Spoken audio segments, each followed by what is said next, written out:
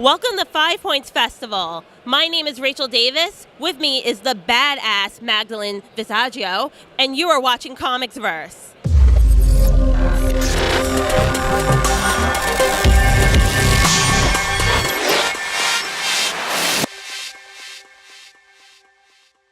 Hey Magdalene, how's the con going for you so far? So far, so good. Wonderful. Well, first things first, congratulations on your Eisner nomination for Kim and Kim. How did it feel hearing the news? Very bizarre. I feel really outclassed.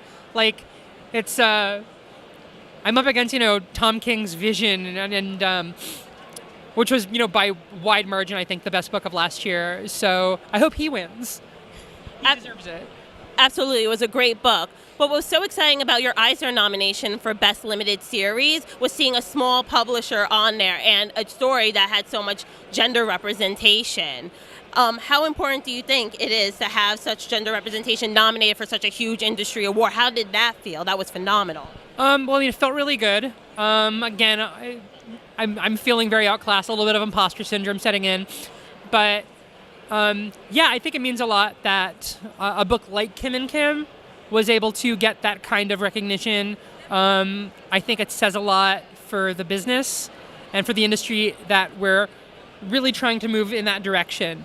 I'm really hoping that we see more mainstream publishers other than, the most confrontational punk rock small press on the block, tackling this stuff more and more. And there are so many great trans artists and writers out there who are making fantastic comics, and I would love to see more of them start getting work. I should not be the only mainstream trans writer with a book out right now.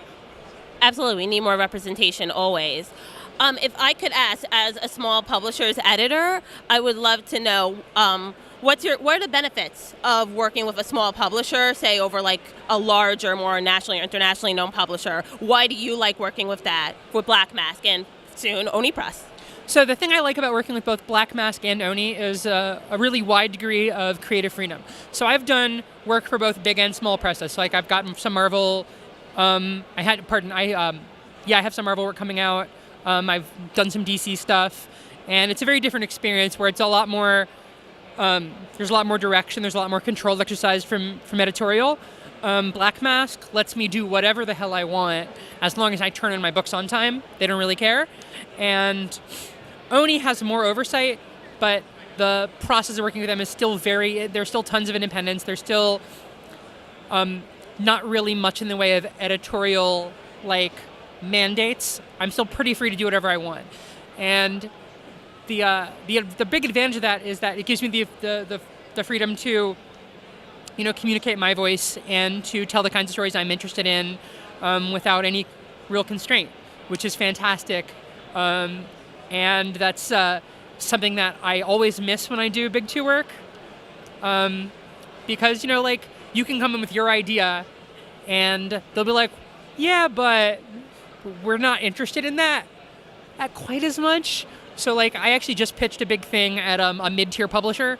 It's not a Big Two thing, but I still can't say what it is. NDAs are involved. And so I walked in with my direction for it, and we got all these notes back from editorial that took out what I thought was a really big, important theme that I was interested in exploring with it. They were like, we're already doing a book that kind of is dealing with the same theme, so we don't want to take this book in that direction. So I didn't have the ability to tell exactly the story that I wanted to there.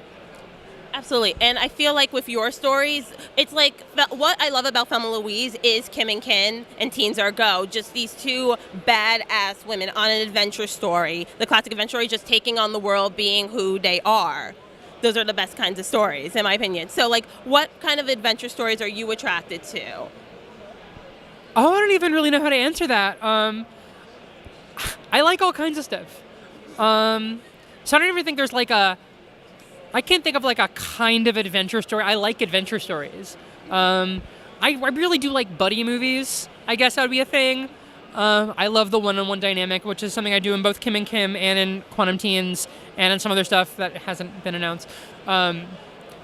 Just two people teaming up to take on some kind of obstacle. You get a really interesting kind of back and forth that either solo titles or team or ensemble casts. You just have a very different dynamic. And I really love the quickness that you can get when you only have 2 people that you're working with.